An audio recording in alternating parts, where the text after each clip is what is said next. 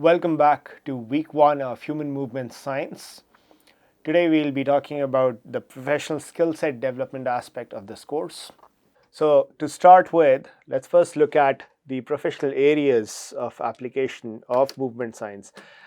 As you have seen in the introductory unit, there are a lot of areas for movement science to be applied. Human movement science in particular is applicable in sports science and performance optimization, in physical rehabilitation and therapy, clinical movement analysis, occupational ergonomics, and research in academia. So to give you a brief overview of these fields, sports science and performance optimization, of course, relates to the core of this course, where the movement of the athletes has to be quantified and studied in a definable framework. Only then can we design their training programs for optimizing their performance.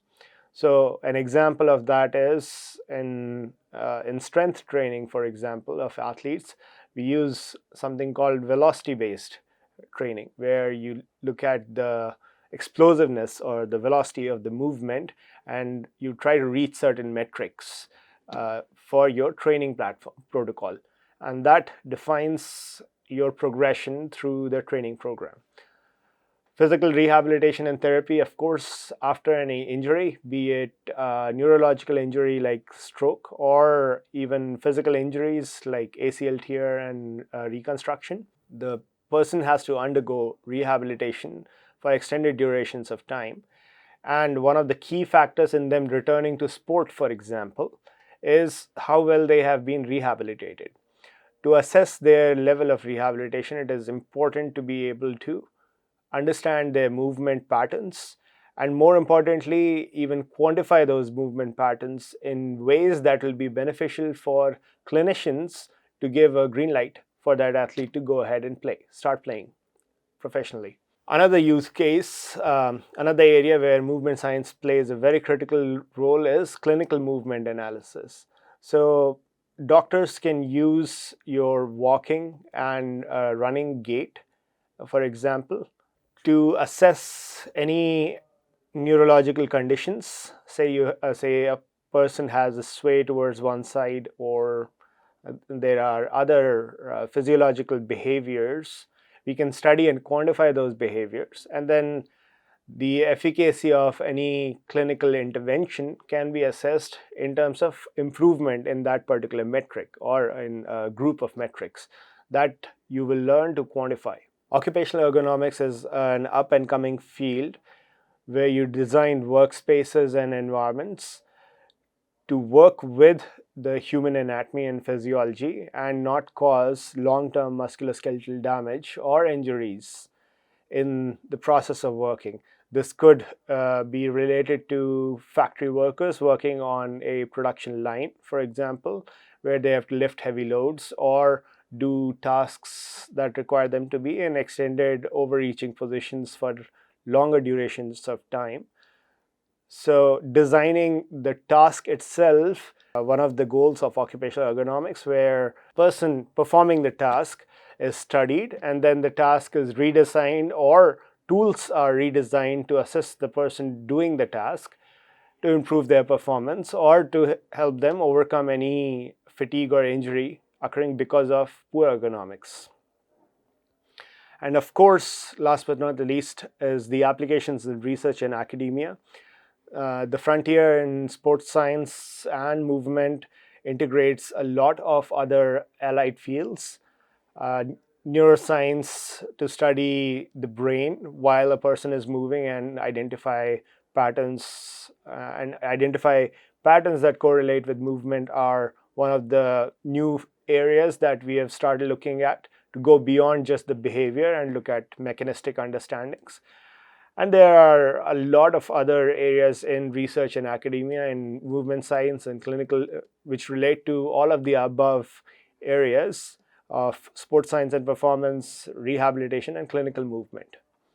So, what are the specific skills that you can hope to develop while undergoing this course? First and foremost is quantification, where comes biomechanics.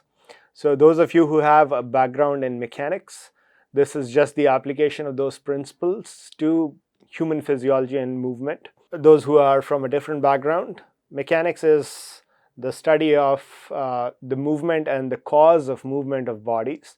Biomechanics specifically will be the quantification of the movement of human body during a particular task. So, how does this translate to professional applications?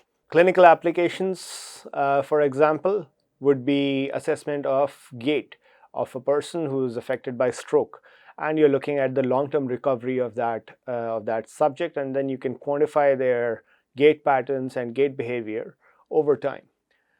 In terms of sports science and analysis, would include the use of, say, biofeedback for training, which would rely on the movement of the athlete in real time. In addition, you can look at the athlete's performance, say in terms of joint movements, identify whether the athlete has a propensity for injury or not, and design a training regimen for this athlete or a group of athletes to improve their biomechanical parameters, which then quantifies their performance. Further, you'll look at kinesiology, functional anatomy, and the physiology.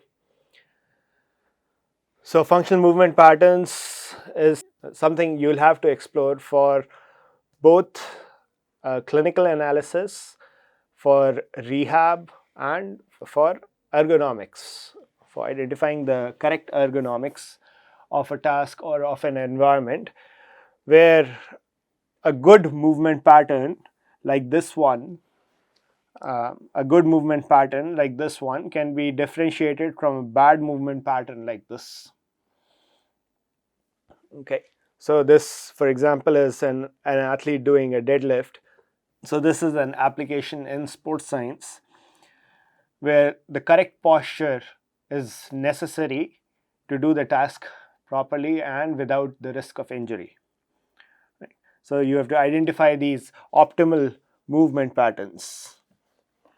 With regards to muscular anatomy, your knowledge on the skeletal system and how the muscles are used to move the individual bones and perform movements about joints, and how those muscles are recruited by the neuromuscular system are key areas that will help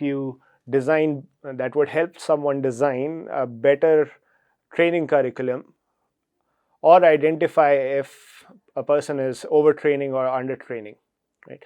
It can also help you identify and quantify the injury risk in subjects and accordingly design their rehabilitation programs. In terms of clinical movement analysis, the principles of biomechanics that you learn here will be applicable for gait analysis. And even within movement analysis, without even doing full body movement analysis, you can look at things like step width and or step parameters to quantify a person's gait and get some preliminary ideas about any potential neurological disorders, in addition to looking and at least subjectively quantifying their gait patterns and behaviors. You will look at the functional movements. So things like range of motion of a particular joint can help you quantify a person's current capabilities, say after an injury and during the recovery period, and design a progression or a loading pattern that will help them improve that particular metric. So if it is the range of motion of a joint after injury, then what is the training and stretching that has to be prescribed for improving the movement or enhancing the range of motion. In terms of background resources, we are only looking at very basic mathematics, basics of trigonometry, geometry and algebra, and in physics, very basic understanding of forces, how they act, and the planes of movement, for example, just the physical interaction of bodies with the world. That's where our understanding of physics will come in. Okay.